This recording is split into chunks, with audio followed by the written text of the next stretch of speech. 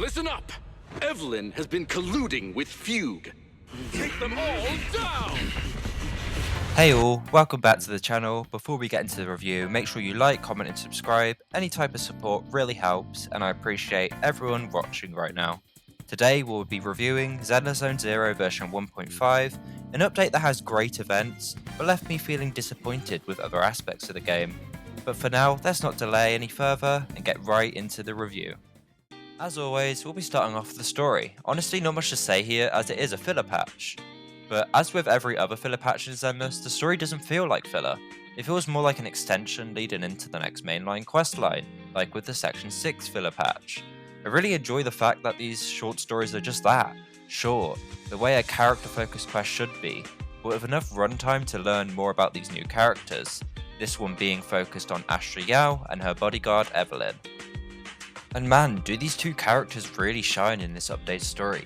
I mean, one quite literally is a famous idol, so I guess that makes sense. But seriously, I really enjoyed the dynamic between Astra and the main character. It felt very natural and it felt like a genuine friendship. I also thought Evelyn's older sister vibe with Astra was written pretty well, and it makes for a really great duo dynamic.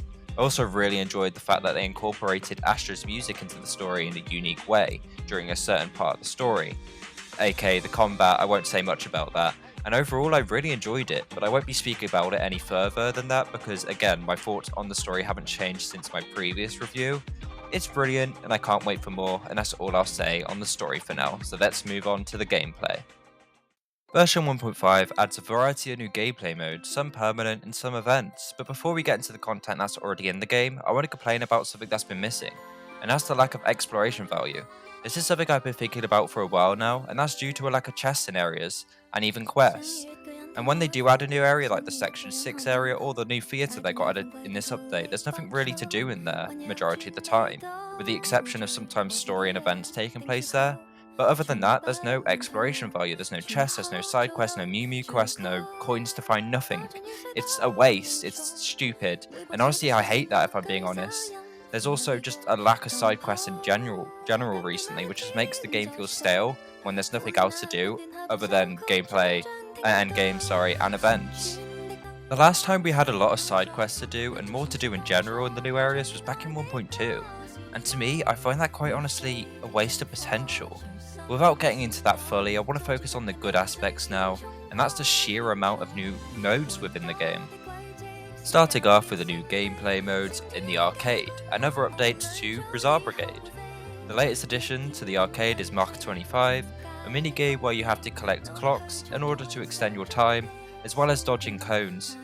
If you hit one, you lose, but there's also fuel canisters you can pick up to get a boost, and with this boost you could destroy cones. I'd compare this game to like a Subway Surfers type of game in a way. There's many other games that were before Subway Surfers, but you know, if you want like a easy example.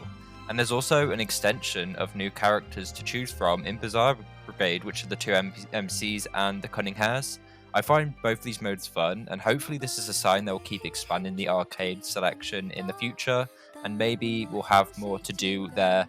I really wish they would have just added in a walk-in arcade where you can actually walk up to the arcade cabinets. I think that would be absolutely fun. Something like that would be awesome.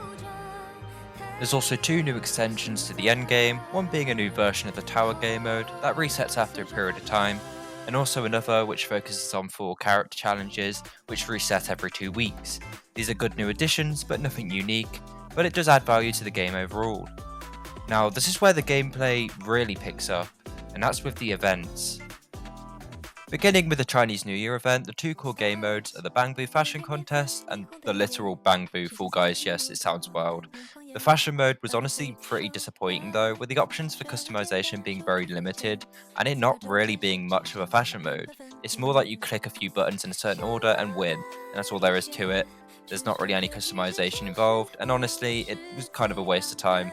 But the Fall Guys game mode is brilliant. Though I did notice there were many bots, I do really think that this can be turned into a permanent game mode that resets every update with like new maps and content, because man was it genuinely fun, and if they worked on it further they can make this into such a unique endgame mode that for once isn't just combat, because every single gacha game except from Infinity Nikki and a few others all of their endgame is always combat, and I really want something new and different, and I think this should be turned into a proper endgame mode, because of course you got the arcade, that isn't endgame content, because even if it is limitlessly replayable, there's not enough rewards that reset, things like that, but this could be turned into a permanent game mode, and I think that's awesome, and I really hope they do in the future. If they don't, absolutely missed potential, but I won't say anything else. Let's move on to the fishing event.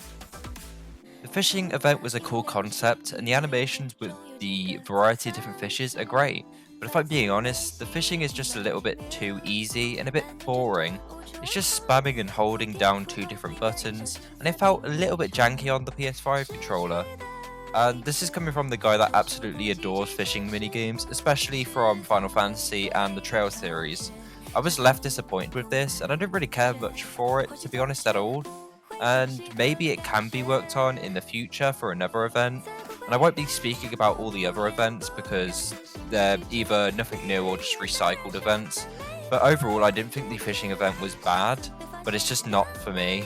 Hopefully they can work on it in the future and change things around more, add a bit more variety to how you fish and more locations to fish as well, because there's a lot of bodies of water just around different areas in Zenless that could have been used for this, but they weren't.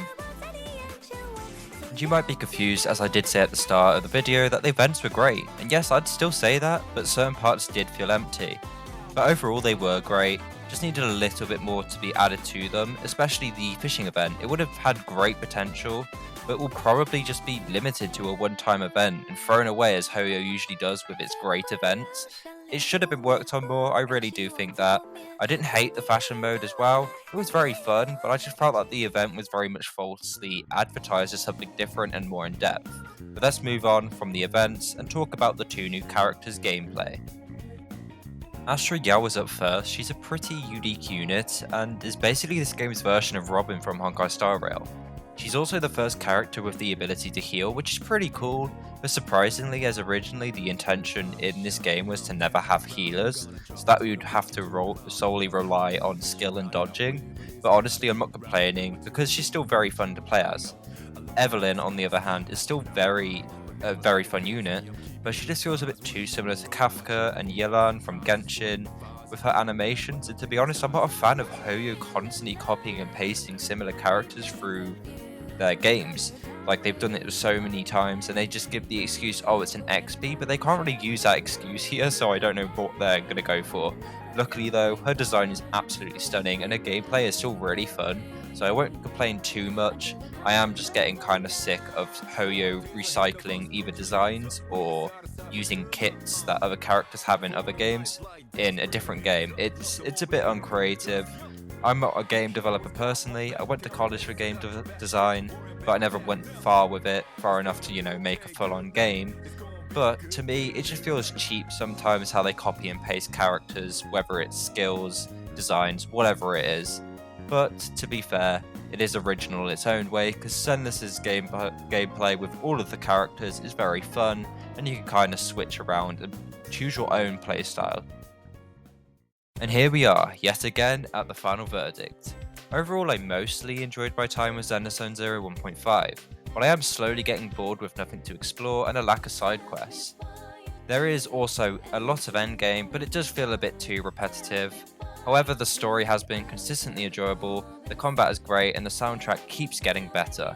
The events, though fun, left a lot to be desired, and I'm getting bored with Hoyo just leaving the best gameplay mechanics exclusively to events, or like a moment in the story, like the motorbike thing where you had to go through the desert. That was awesome. It's a one-time thing, wasted potential. I think Zenless is a great gacha game, and it's one of my favourites. But if things don't change, I have a feeling it will end up in the same place Honkai Star Rail and Genshin are at the minute, with not much to look forward to, too much of the same content, and honestly, not great games. Genshin, however, I know people love that game, but you gotta admit, they haven't added anything that unique.